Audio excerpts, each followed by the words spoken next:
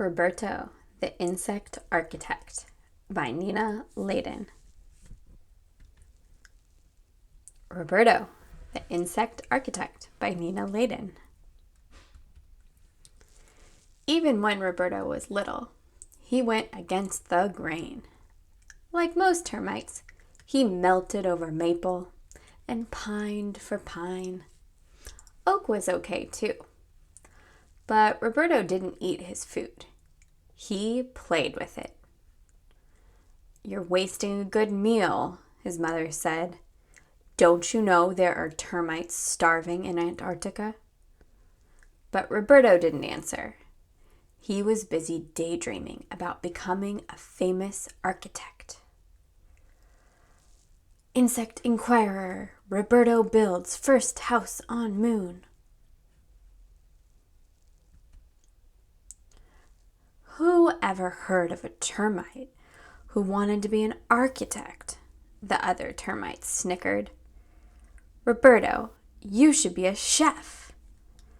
But Roberto didn't want to cook. He wanted to build.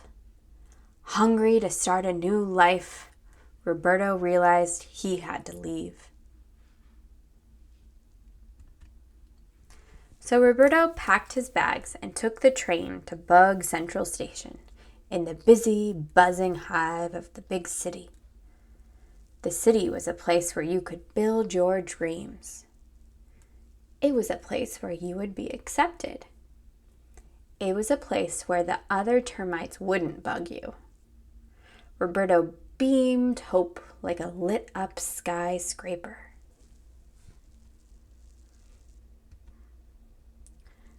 But hope didn't come cheap in the big city. Neither did a place to live. Roberto had no choice but to rent a room in a flea bag hotel run by a nervous tick. He shared the room with a family of bedbugs. Roberto introduced himself. Then he built the bedbugs their very own beds. After a good night's sleep, Roberto began to look for work as an architect. But things didn't go very well. "Show me what you've done," said the architect, Hank Floyd Might. "There are no termites in my houses," stated Fleece Vanderoe. "I'm busy," Antonia Gowdy blurted out. "Don't bug me." As Roberto crawled home, feeling like a pest, he was sideswiped by a fly. "Watch where you're going," he mumbled. The fly started to cry. "But I don't have any place to go," she lamented. Roberto wanted to comfort her, but he was nearly nailed by a carpenter ant trying to fix a rickety shed. Then, out of nowhere, Roberto was almost run over by a stampede of roaches being chased from a diner. And suddenly, a frantic ladybug flew into his arms.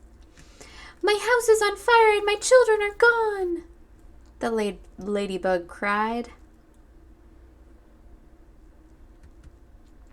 Roberto could see that he wasn't the only bug with problems. In fact, his problems didn't seem so big after all. Roberto wished he could do something for the others. But what could one termite do? "A lot of damage," Fleece Vanderoe had told him. "I'll show old Fleas what this termite can do. I'll show them all," said Roberto. Back at the hotel, Roberto came up with a plan. First, he drew up some blueprints.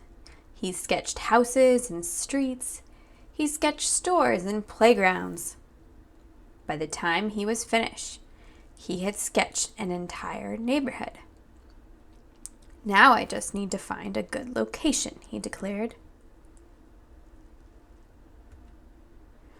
Roberto searched all over the city for the perfect site.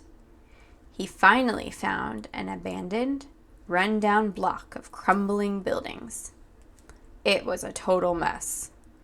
There were piles of old wood and garbage everywhere. It was just what he was looking for. Roberto hammered and nailed. He sawed and sanded. He worked day and night. Like a magician, he transformed the block of junk into a street of extraordinary homes. Each one was a work of art. But Roberto didn't sign his artwork. Instead, he anonymously sent the keys to the new owners. Then he rolled up his plans and went home.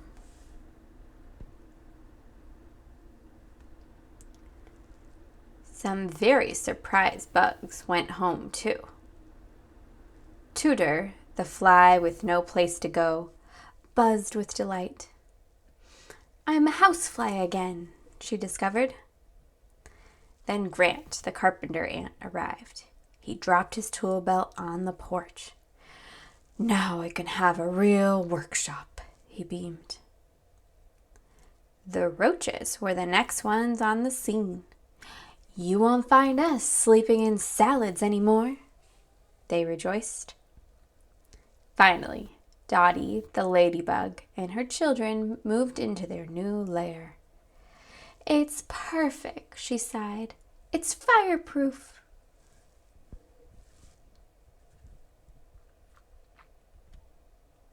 Quickly, word spread. Soon, everyone wanted to know who built these amazing abodes. Rumors were flying. Antennae were buzzing. Barbara Waterbugs wanted an exclusive interview. Robin Leach promised to make the builder rich and famous. Stephen Shieldbug wanted the movie rights. Diane Spider searched the World Wide Web for the scoop. And the Insect Inquirer offered a reward to the first bug who brought the builder to light.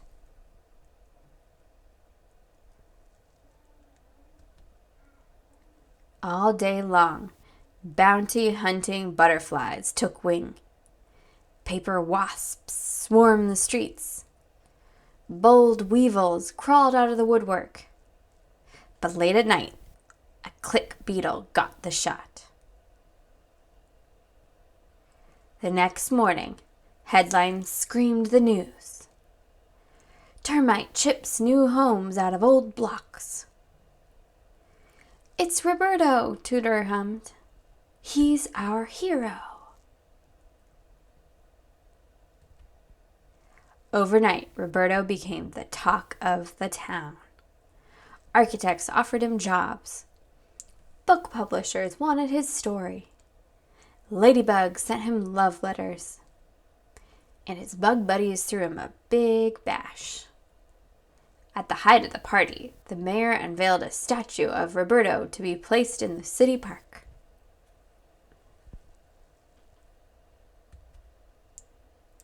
Roberto built his dream. He opened his own company and became the most famous architect in the insect world. Students studied him in school, and some of his houses even became museums.